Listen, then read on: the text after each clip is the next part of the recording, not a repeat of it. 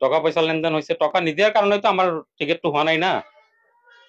আৰু মোৰ ঘৰত বাতিন খন্দকাৰ ডাঙৰীয়াই আগুন লগাই দিছে।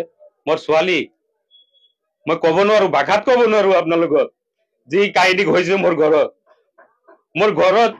অন্ধকাৰ হৈ গৈছে। মোৰ ছোৱালী কান্দি আছে, এতিয়াও কান্দে যে আব্বা তোমাক কিয় টিকেট নিদিলে, তুমি এনেকুৱা এজন নিষ্ঠাবান কৰ্মী, তোমাক কিয় টিকেট নিদিলে, তুমি নিৰ্বাচন খেলিবই লাগিব। সেইকাৰণে মই মোৰ ডাঙৰ ছোৱালীৰ কাৰণে মই নিৰ্বাচন খেলিবলৈ আহিছো। আপোনালোকে দোৱা কৰিব যাতে আপোনালোকে জিকাই বাতেন খন্দকাৰ ডাঙৰীয়াক দেখাই দিব পাৰে যে নাই আপোনাৰ টিকট আপোনাৰ লগত থাকক, আমি ৰাইজে যাক ভোট দিম সেয়ে হল আমাৰ টিকেট।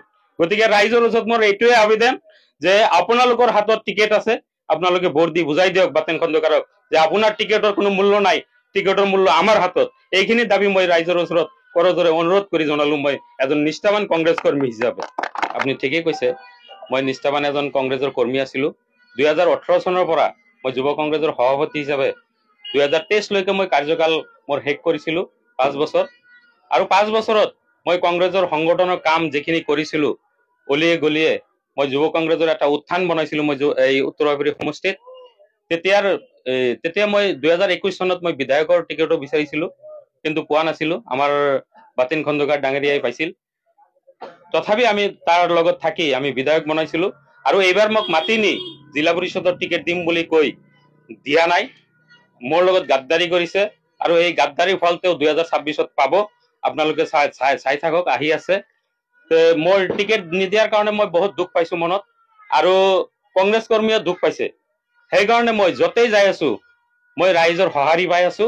আৰু আপোনালোকৰ দোৱা আশীৰ্বাদত মই 100% জিকিম। ৰাইজে যি সঁহাৰি দি আছে, মোৰ মনত এটা বিশ্বাস আহিছে যে মই 100% জিকিম। কংগ্ৰেছৰ টিকেট বহুত পিছত পৰি থাকিব। বালাসৰত মই 80% ভোট পাম। আপোনালোকে চাই থাকক, লিখি ৰাখক, আজিৰ এই বাইকটো ৰাখি থব। মই ইলেকশ্যন নিৰ্বাচন হোৱাৰ পিছত মই আপোনালোকক আকৌ আপোনালোকৰ লগত লগ কৰিম। মই 80% বালাসৰত ভোট পাম, মই গ্যাৰান্টি দি গলো। আৰু যিটো আপোনাৰ টকা আছে বুলি নজন আপোনাক সমৰ্থন জিকি গ'ল, এইটো মিছা কথা। টকাৰ কাৰণে স্বভাৱ নাই, টকা থাকিলেতো মোৰ টিকেটে ভাল হয়। যিটো দামত বিক্ৰী হৈছে টিকেট মই কিনিব পৰা নাই, সেইকাৰণে মোৰ টিকেট হোৱা নাই।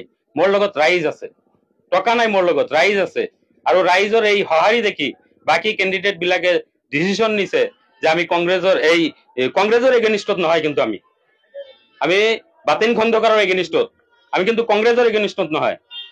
আমি কংগ্ৰেছতে আছো, এতিয়া কংগ্ৰেছতে থাকিম ভৱিষ্যতত। কিন্তু বাতিন খন্দকাৰৰ এগেইনষ্টত যি ময়মতালি আৰম্ভ কৰিছে টিকেটৰ ক্ষেত্ৰত, কাউন্সিলৰৰ ক্ষেত্ৰত, আৰু যি কৈছে কালি মণ্ডল প্ৰেচিডেণ্ট বিলাকে, যদি আমি মুখ খোলো না সিহঁতে থাকিব নোৱাৰিব। মোৰ হাতত প্ৰুফ আছে পইচা লোৱা বুলি, মোৰ হাতত প্ৰুফ আছে। বাকীখিনি নকল, আৰু বাকী কি আলোচনা হৈছে সব মোৰ হাতত প্ৰুফ আছে। মই কালি যে প্ৰাক্তন যুৱ কংগ্ৰেছৰ সভাপতি আব্দুল হাই ডাঙৰীয়াই প্ৰেছ মিটত কৈছে যে কোনো ধৰণৰ লেনদেন হোৱা নাই। যদি প্ৰুফ লাগে তাক মোৰ লগত যোগাযোগ কৰিব দিছো। মই আজি আপোনালোকৰ থ্ৰুদি কৈছো, মই মোৰ লগত যোগাযোগ কৰিব, মই প্ৰুফ দি দিম কিমান টকা দৰদাম হৈছিল টিকেটৰ, যদি তাৰ প্ৰুফ লাগে। আৰু যিবিলাক ভাষা কৈছে আমি সেইবিলাক ভাষা ক'ব নোৱাৰো। গতিকে ৰাইজে বিচাৰ কৰিব, ৰাইজৰ ওচৰত আমি এৰি দিছো। আমি নিৰ্দলীয় প্ৰাৰ্থী হৈছো, ৰাইজে বিবেক বিবেচনা কৰিব, ৰাইজৰ ওচৰত এৰি দিছো। আমি চাওক, কালিতো লাষ্ট পাইছো আমি, যিজন ল'ৰাই প্ৰেছ মিট দিছে সেইটো দিব লাগে ব্লক প্ৰেচিডেণ্ট, নাইবা ডিষ্ট্ৰিক্ট প্ৰেচিডেণ্ট, নাইবা বিধায়ক মহোদয়। সৰু এটা বাচ্চা ল'ৰা, তাক মই যুৱ কংগ্ৰেছৰ সভাপতি বনাইছো। তাৰ এই MLAৰ এগেইনষ্টত যাই মই তাক সভাপতি বনাইছো পকেটৰ পইচা খৰচ কৰি। লাজ থাকিব লাগে যে এটা সৰু বাচ্চা ল'ৰা দি এটা প্ৰেছ মিট দি দিলে। আমি লাজ পাইছো।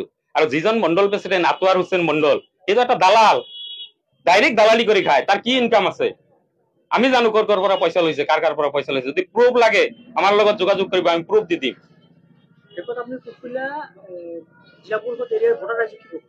ভোটাৰ ৰাইজক মই আহ্বান জনাম, মই পইচা দিব পৰা নাই, মই আপোনালোকৰ লগত আছো। মই সামাজিক ল'ৰা, মই সামাজিক কাজ কাম কৰি ভাল পাওঁ, আপোনালোকে জানে। গতিকে মই এটাই অনুৰোধ জনাম যে অহা দিনবোৰত যাতে আৰু সামাজিক কাজ কাম বিলাক মই ভালকে কৰিব পাৰো, এই সুবিধাটো আপোনালোকে কুকিলা জিলা পৰিষদৰ পৰা মোক জিলা পৰিষদ বনাই বঙাইগাঁও পঠাব বুলি মই অনুৰোধ ৰাখিলো।